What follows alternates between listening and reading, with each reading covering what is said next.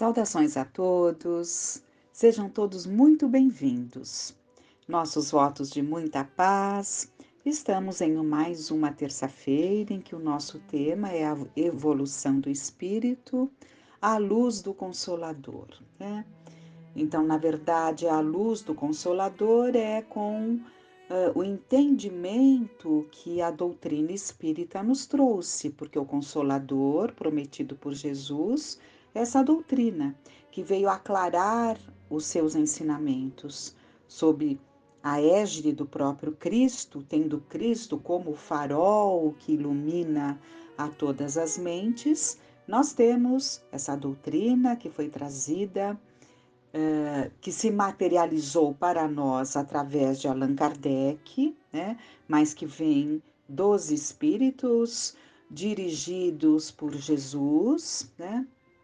E que nos aclara, e por nos aclarar, nos permite que nessas obras tão ricas nós tenhamos as explicações e alcancemos um entendimento que muitas vezes não alcançaríamos se não entendêssemos ou se já não desfrutássemos desse aprendizado tão esclarecedor que a doutrina nos traz. Estávamos vendo justamente uma página muito rica do livro Evolução em Dois Mundos, de André Luiz, psicografado pelo Chico, em que estávamos vendo a reencarnação e evolução, particularidades de tipos de reencarnações, né? E víamos que determinadas reencarnações de espíritos mais inferiores, né, se dariam mais por conta da genética, né, da hereditariedade, sem a intervenção de espíritos capacitados, técnicos que agem para impedir determinada situação genética quando aquele espírito reencarnante tem méritos para não ter aquela hereditariedade, né? Pela herança dos pais, pela herança genética.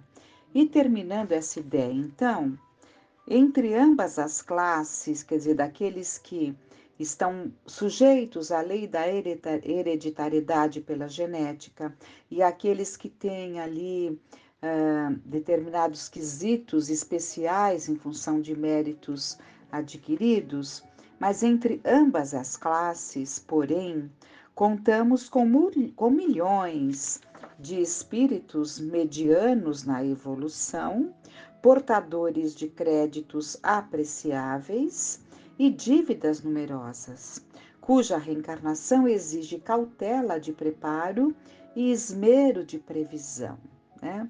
Então, há uma infinidade, há uma multidão de espíritos que estão na situação mediana, né? E que exigem ali tantos cuidados nesse processo reencarnatório para que consigam dar conta ali das suas tarefas, né? Das suas missões, daquilo que é programado.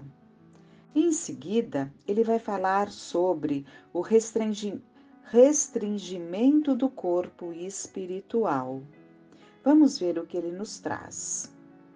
Institutos de escultura anatômica funcionam, por isso, no plano espiritual, brunindo formas diversas, de modo a orientar os mapas e prefigurações do serviço que aos reencarnantes competirá mais tarde a atender.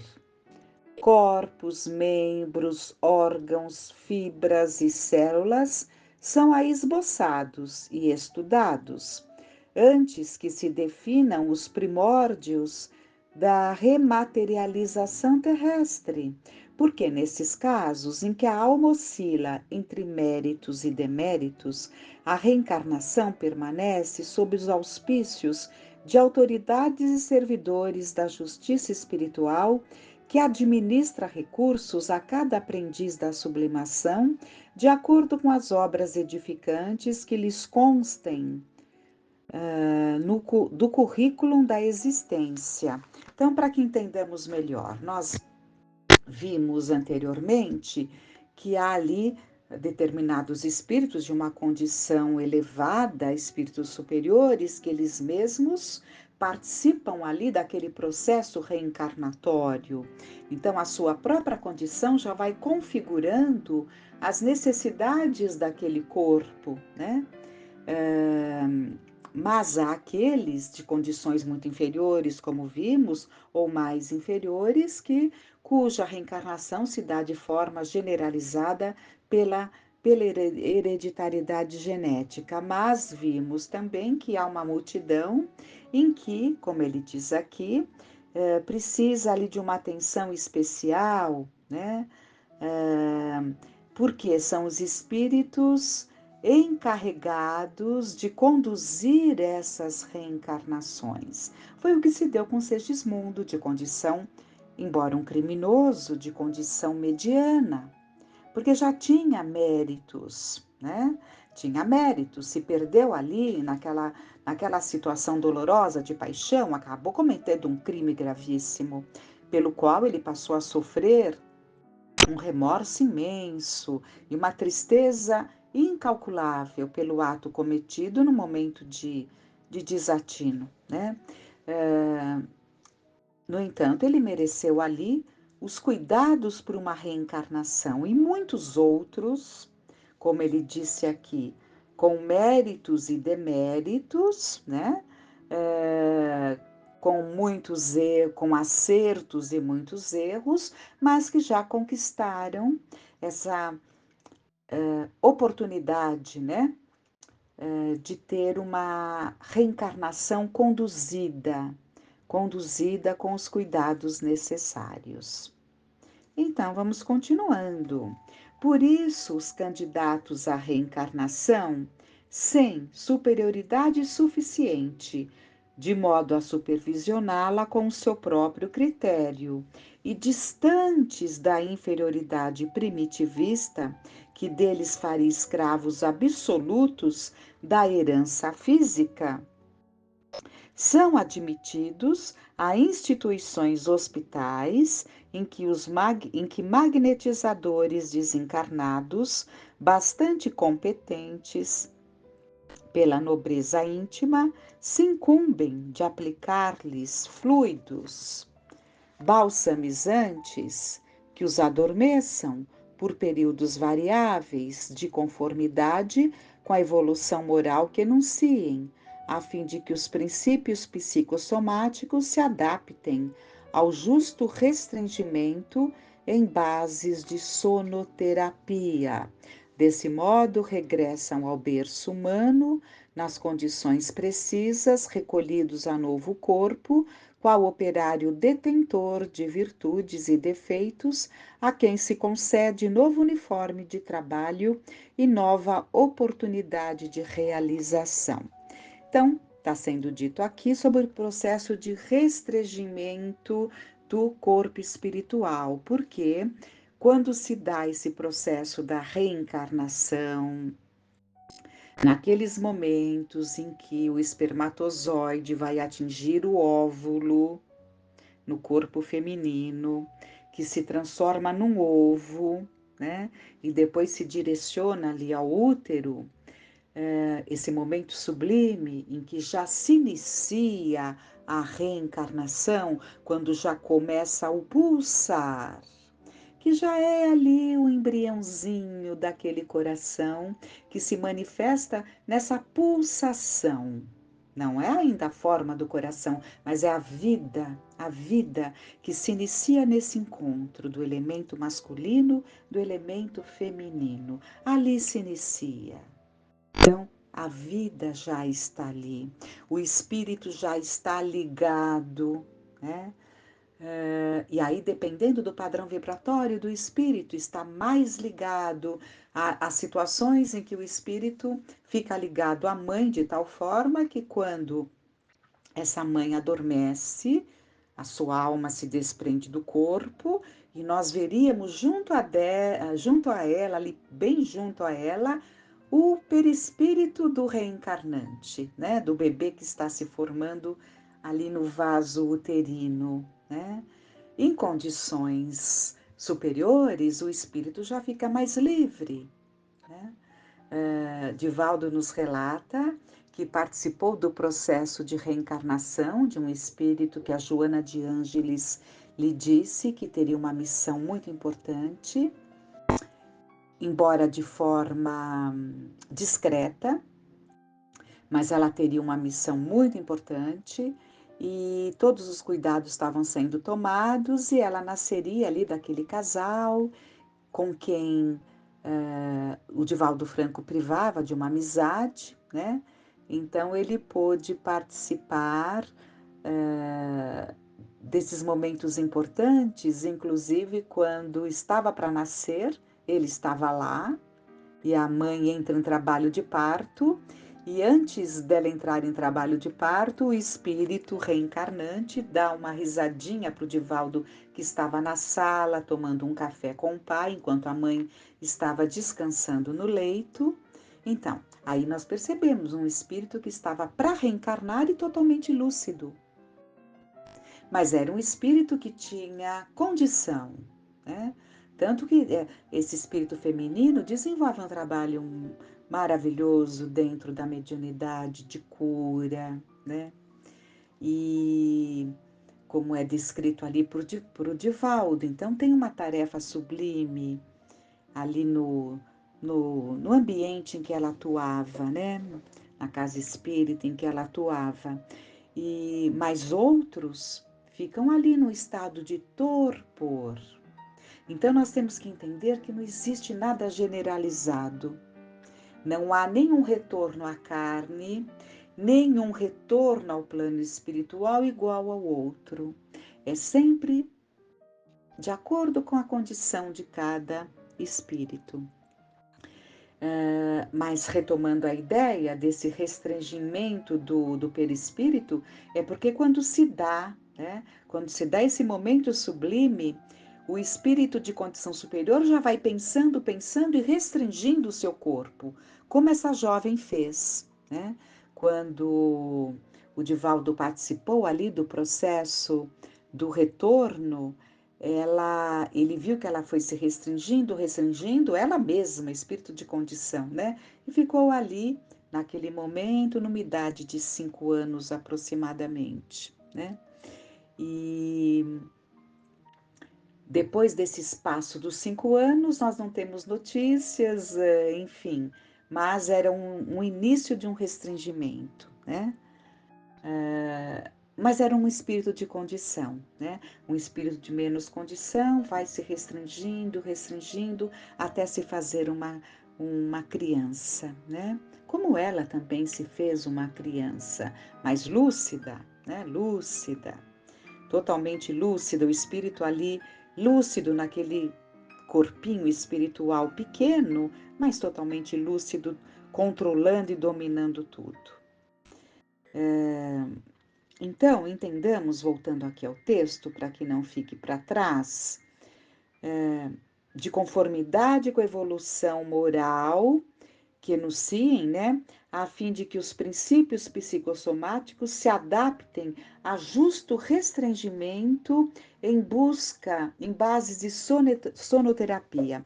Então, é muito comum, nos casos mais inferiores ou de condições medianas, o espírito passar por um processo de sonolência, de torpor, para melhor se adaptar, não é? Ao retorno. Né? Detentor de virtudes e defeitos a quem se concede novo uniforme de trabalho e nova oportunidade de realização. Então, esse processo de entrar num sono, vindo ali o esquecimento do passado. Então, isso acontece com a maioria de nós, né? Que precisamos do esquecimento do passado, que precisamos mergulhar num torpor para nos prepararmos melhor para o retorno, um período de descanso, em que o espírito vai se adaptando àquele novo corpo que está se formando e se preparando para o retorno. Em seguida, ele fala do corpo físico, paternidade e maternidade, raça e pátria, lar e sistema consanguíneo são conjugados com previdente sabedoria para que não faltem ao reencarnante todas as possibilidades necessárias ao êxito no empreendimento que se inicia. E senhor das experiências adquiridas que lhe despontam do ser, em forma de tendências e impulsos, recebe o espírito um corpo físico inteiramente novo, com ouvido temporário, mas não absoluto, das experiências pregressas, corpo com o qual será defrontado pelas circunstâncias favoráveis ou não do caminho que deve percorrer para prosseguir na obra digna em que se haja empenhado ou para retificar as lições em que haja falido. Nessas diretrizes, nem sempre estará integrado normalmente na posição em que a vida mental e o campo somático se mostram em sinergia ideal.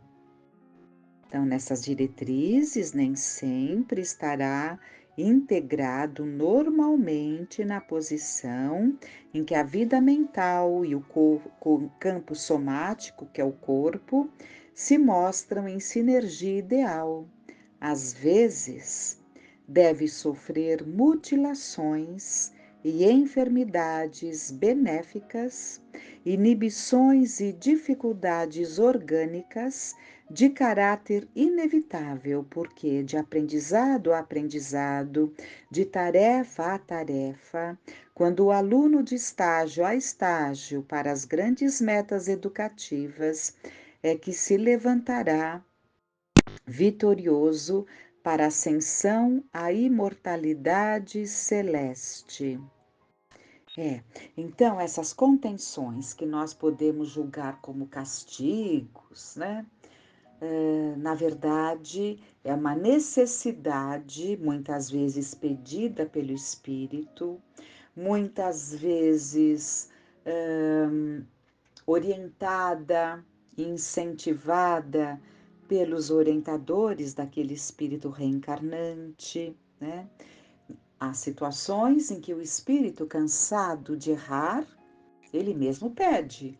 Já contamos aqui em outros momentos um caso em que ele havia cometido suicídio em várias encarnações.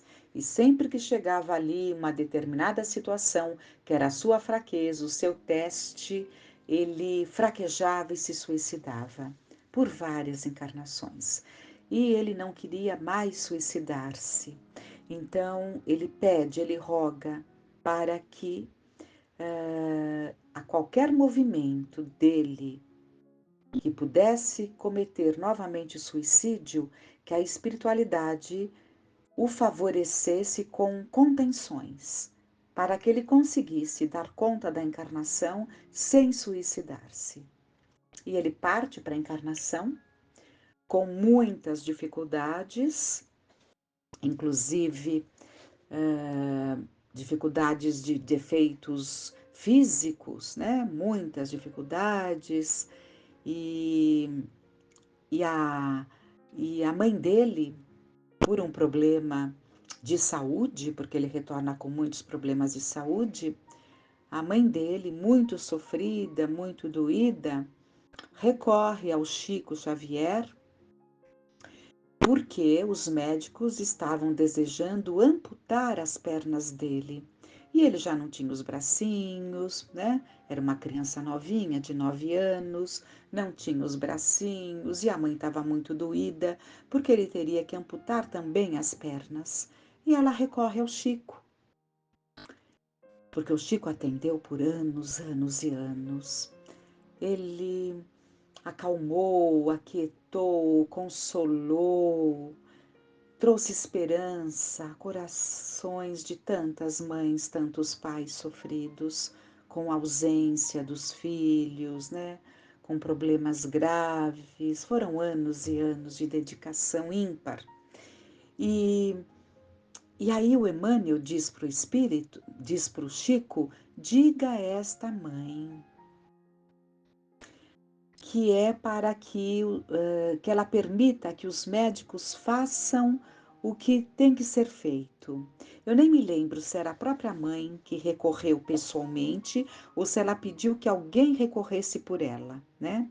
Mas era: diga a esta mãe que é para que ela permita que os médicos façam o que seja preciso, porque o seu filho já está desejando se atirar num rio próximo à casa. Então, ele já estava planejando um novo suicídio, né? Então, essas contenções que nós vemos um castigo, elas são abençoadas. Muitas vezes é o espírito que pede, como vimos aqui. Já vimos espíritos muito sofridos quando eles se entregam ao processo de esclarecimento, nas sessões de desobsessão, e evidentemente que não é um passe de mágica, depois de serem muito assistidos, orientados, chega um momento em que eles caem em si. Mas aí é o medo da volta, porque quando o espírito observa a extensão dos erros cometidos, ele pensa: como que eu vou fazer com essa tendência que eu tenho para o erro? Como que eu vou conseguir não cometer mais determinados crimes, determinados desatinos? Como que eu faço, né? Então, vem a contenção. A contenção te impede. Se você tem um determinado arrastamento, você estando contido numa cadeira de rodas, há muitas formas de contenção, né? Há muitas formas, dependendo ali da necessidade, da tendência, né? Da tendência a ser controlada. São formas de detenção, inibições corpóreas no físico que auxiliarão o espírito não só nos seus resgates necessários, mas também para que ele se não se propicie, não se permita novamente os mesmos erros. Por isso que aqui André Luiz fala, né? Desses corpos, inibições, né? Mutilações, enfermidades benéficas, inibições e dificuldades orgânicas de caráter inevitável, né? Porque são formas necessárias para que aquele espírito consiga tirar o proveito daquela encarnação. Então, quando nós vemos essas colocações tão sublimes, tão profundas, e isso é no capítulo que nós vemos aqui. É o capítulo Alma e Reencarnação, como eu já falei para vocês. É o capítulo 19 do livro Evolução em Dois Mundos. Mas como eu peguei já na metade do capítulo, eu acho interessante nós buscarmos também a primeira parte do capítulo, em que ele coloca alma e reencarnação com o subtítulo Depois da Morte. Efetivamente, logo após a morte física, sofre a alma culpada minucioso processo de purgação, tanto mais produtivo quanto mais se lhe exteriorize a dor do arrependimento. E apenas depois disso consegue elevar-se a esferas de reconforto e reeducação. Então, o espírito precisa, o primeiro ponto, é o ponto de partida, o arrependimento. Sem o arrependimento não há progresso. Enquanto o espírito não cai em si, de que agiu de uma determinada forma, mas que deveria ter agido de outra, e arrepender-se do mal que ele levou para o outro, ou do mal que ele fez a si mesmo, né? Não, não há como mudar, porque é preciso deste arrependimento, né? Depois vai precisar da reparação, que é o processo do reajuste, como ele chamou aqui, a purgação. Purgar, né? Vamos diluindo tudo que trazemos de mal, de ruim, substituindo por coisas melhores, vamos purgando o mal que há em nós, né? Para depois, sim, entrar no processo de reeducação, né? E alcançar o reconforto. Se a moléstia experimentada na veste somática fica longa e difícil, abençoadas depurações terão sido feitas, pelo ensejo de autoexame, no qual as aflições suportadas com paciência lhe alteraram sensações e refundiram ideias. Todavia, se essa operação natural não foi possível no círculo carnal, mais se lhe agravam os remorsos depois do túmulo, porque, por recalcados na consciência, a aflorarem todos eles através de reflexão, renovando as imagens com que foram fixados na própria alma. Criminosos que mal ressarciram os débitos contraídos, instados pelo próprio arrependimento, plasmam em torno de si mesmos as cenas degradantes em que arruinaram a vida íntima, alimentando-as à custa dos próprios pensamentos desgovernados. Então, está muito claro aqui que determinadas situações muito difíceis, como uma doença prolongada, né? Mas esta moléstia na vida corporal, na veste somática, se ela foi longa, se ela foi difícil, ela proporciona abençoadas depurações. Mas quando o espírito não passa por esse processo de depuração, a consciência acusa.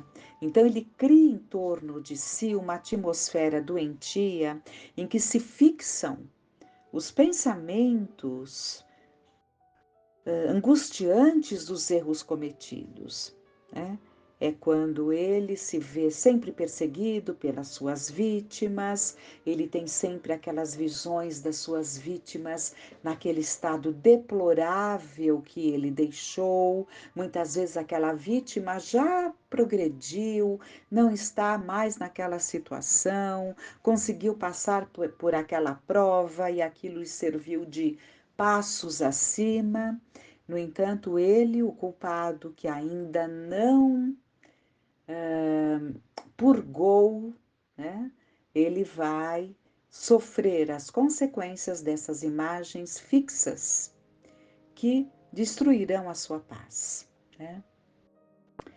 Criminosos que mal ressarciram os débitos contraídos instados pelo próprio arrependimento, plasmam em torno de si mesmos as cenas degradantes em que arruinaram a vida íntima, alimentando-as à custa dos próprios pensamentos desgovernados. Caluniadores que aniquilaram a felicidade alheia vivem pesadelos espantosos, regravando nas telas da memória os padecimentos das vítimas, como no dia em que as fizeram descer para o abismo da angústia, algemados ao pelourinho de obsidentes recordações. Então, como é difícil, e principalmente se fugirmos da justiça da terra, e podemos fugir, não? Da justiça da terra, estamos definindo dias muito dolorosos para nós como espíritos, né?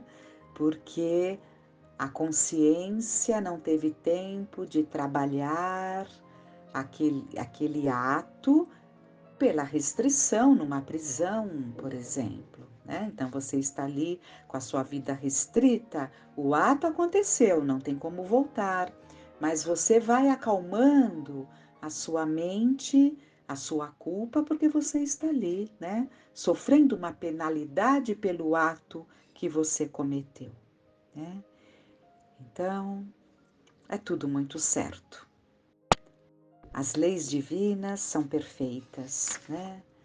E o que precisamos aprender é não abusar das leis, porque a lei nos confere o livre-arbítrio, porque é pelo livre-arbítrio que nós vamos desenvolver esta caminhada, mas, ao mesmo tempo, mau uso do livre-arbítrio, se nos mantivermos como crianças infantilizados em relação às responsabilidades do espírito, não nos preocupando com consequências dos nossos atos, né?